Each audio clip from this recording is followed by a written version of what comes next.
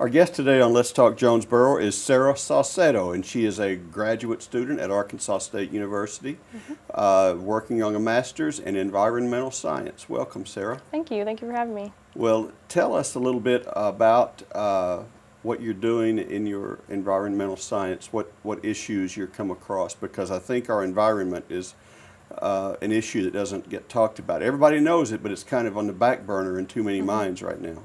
Yeah, so my degree is environmental science, but my emphasis is public policy economics. So for me specifically, I'm looking more at public policy changes that we as state and national can implement in order to benefit the environment that we currently live in and try and combat the current climate crisis that we're facing.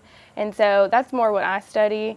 And so I'm trying to do things on campus to try and engage students and bring up that conversation of the climate crisis and bring them more aware of what's going on in the world. Okay, and I guess we should get this out of the way. Some people believe that this climate crisis is maybe not as legitimate as you believe or that our scientists tell us. Tell us what you have learned about that. Why is this a political issue in the United States and probably in no other country? Why is it a political issue? Yeah, so it's definitely something that has become politicized. However, it's typically just because of the money that goes behind funding programs and implementing certain things to be more sustainable. And so originally there were certain people in the government that supported the climate change and acknowledged that it was real. However, when they found out how much it was going to cost, they decided to politicize it and turn it into something where they don't believe that it's caused by humans and there's nothing we can do to combat it. Does that not catch up to you in the long run?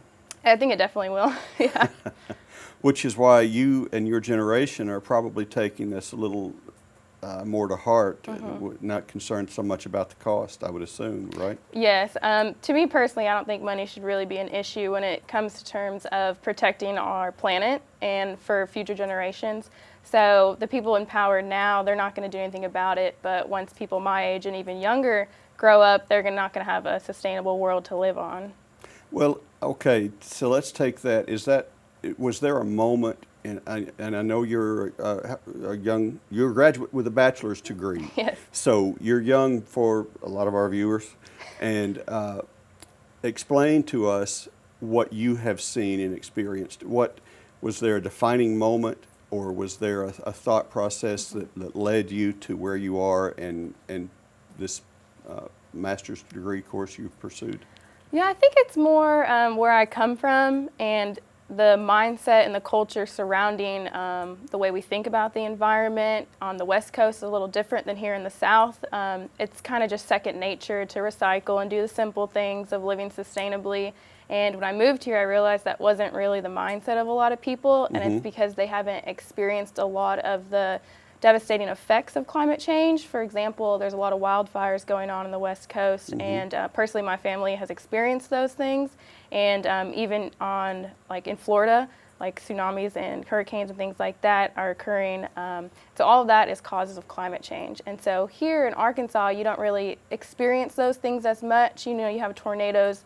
However, so I think that's kind of why a lot of people haven't jumped on board with it, and that's, for me, for example, I think is kind of what shaped me into trying to pursue this and bring this here to Arkansas. So what do you say to people when they tell you that they're dubious, that they think there's an agenda behind it? How do you handle that? I mean, is that frustrating, or is it something that you have bucked up and prepared to smile gracefully and address? Yeah. Initially it was a little frustrating because I didn't understand why they didn't believe in it. But now it's more or less just trying to educate and start that conversation, hear their side of why they don't believe in certain things, and then try and inform them with scientific evidence, disproving their claims essentially. So Does it work? Sometimes, yes. Sometimes there's a little more hard-headed people, but I won't give up because, you know, at the end of the day, there's going to be scientific fact, and just that's what I believe in. Yeah. That's good, and that's good enough. So you hosted you and I guess your group hosted a global climate strike at ASU. Yes. Now, any time of strikes, you know, it's the young people that always lead the protest. Vietnam sit-ins, you go back to suffrage, every progressive cause, civil rights. It's all that stuff was started largely by college students and young people. Tell me how the global climate strike went for you and what type of feedback you got from various entities such as leadership at the university, because schools like people to be in class. It's a delicate line you're walking there. Yeah, so the climate strike originally was started by a 16-year-old girl from Sweden, Greta Thunberg, and so it definitely wasn't something that I came up with. It was a national movement, a global movement. But you brought it to our campus. Yes, and so I brought it to Arkansas State, and I definitely invited all the students, faculty, staff, and our community members. There was a lot that were in support of it, but of course there were ones that disapproved and disagreed with it. In terms of pushback, I think there was just a couple professors that actually reached out to me and disagreed, which that's fine. I mean, I definitely understand we should be in class. There were some high schoolers that wanted to come but weren't allowed to, and things like that. Education is definitely important, but when we're not talking about the real issues that are going to affect us in the future, then what is the point of learning something that's not going to do us any good? And that's kind of just what I was trying to bring to the table and trying to bring awareness, and that was the whole point of the movement, just bringing awareness to our community and to our university that we need to do something about the climate crisis and actually enact change on our university and in our community. Well, you did raise awareness, and I think the leaders that I've spoken to at Arkansas State respect that. And there are some that have to, that teach courses for potential first responders who have to act regardless of what's going on around them, and so they're teaching them to go to class regardless of the chaos around you, because you will have to show up to work regardless of the chaos around you.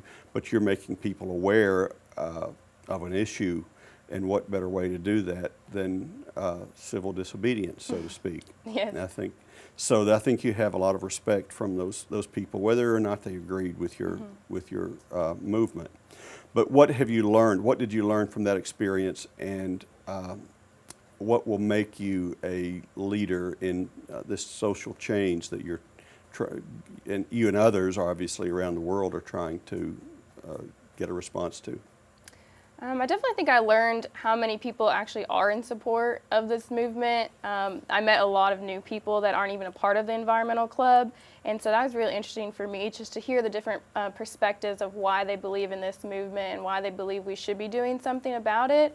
And so I think that is kind of what I took away from that whole movement, was just building those new relationships and then going on to further things with them and our further events and just movements that we might have in the future and things like that. Tell us about some examples, the stories that touch your heart or that touch your brain that you see in the world that we don't see going on in Jonesboro, because we consider ourselves a blessed community, so to speak, and I think we do fine. So if we don't look out around us and see what's going on, tell us what you see. Well, I know somebody who lives in Arkansas, and they're originally from the Marshallese Islands, and they have family back there, and that's one of the areas that is actually being devastated by water, like flooding, and their drinking water is being contaminated from those floodings, and so there's a lot of people there that are dying, and those people have lived there all of their lives and just generations. They've never moved, and so they don't have the means to actually move, and so the fact that the climate change is devastating their lives and taking their lives is something that people need to be aware of, that just because here in Arkansas we're not being directly affected by it, there's people around the world being affected by it. And in terms of our crops too, our crops are going to begin to fail globally because of climate change, whether it's from drought or whether it's from excessive rain. And so there's actually been some farmers in Arkansas that have already stated they're being affected by it. So in Arkansas, 1 in 4 children are starving and 1 in 6 adults are food insecure. And so I think the numbers will continue to grow if we don't actually do something about this and be able to grow our food safely and continuously with that crop yield growing. Sara, define it for us. You're studying this. Define what climate change means, because people will say, all right, global warming, yeah, we had a hot summer. It's cold right now. This is what it is. It's the seasons. This comes and goes. We were threatened. You hear all the arguments that once upon a time there was a threat of global freezing. You know, tell us about what you've learned through your studies to basically bring this home to people. Yeah, so there's a lot of misconception when people think of like the hot summer day regards to climate change. So climate change is a greater span of our day-to-day weather is the easiest way to think about it. So climate change is over a span of time, whereas weather is just day to day. And so when they talk about, oh, it's an ice age, oh, the world's melting type things, naturally those things should happen every so many years. However, because of climate change, it's essentially increasing the time span between each of those natural cycles.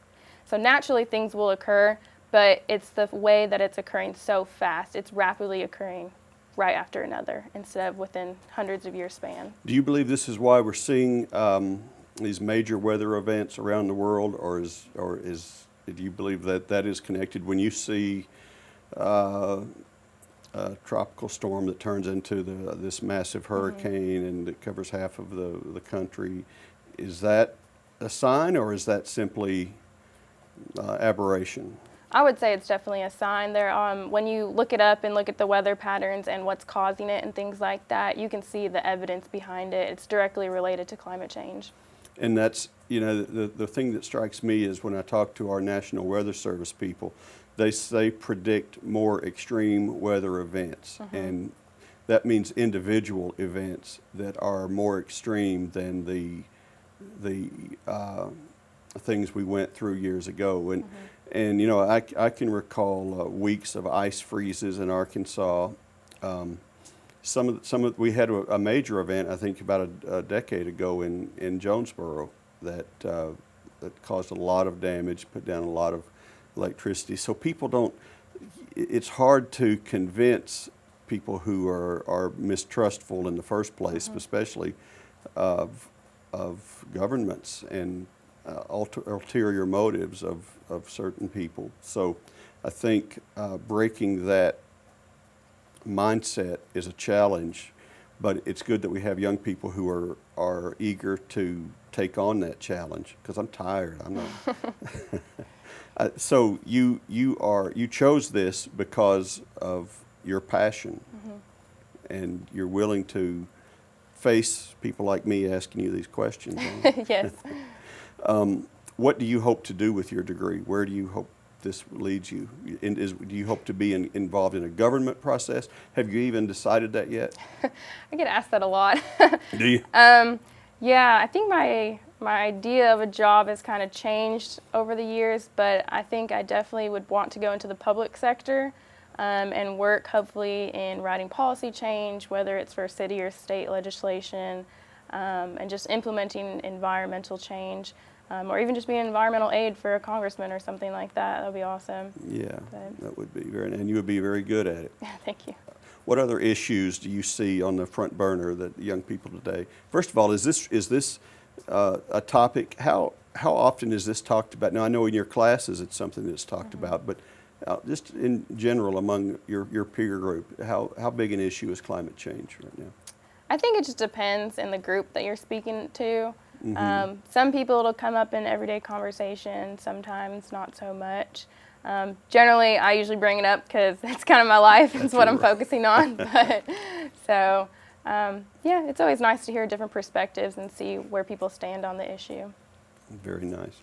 And so this is a daily concern. I guess this is, and it's funny how we have our concerns. In my era, we were Cold War, and the random nightmare would be about a Russian MiG fighter flying over the house. But and so for you guys, it's climate change. This is your Cold War. Yeah. Well, Sara, thank you for what you do. Thank you for what you will do, and we're proud to have you in Jonesboro at Arkansas State. And thank you for joining us on Let's Talk today. Well, thank you for having me. Thank you, my dear. Thank you so much. I appreciate it.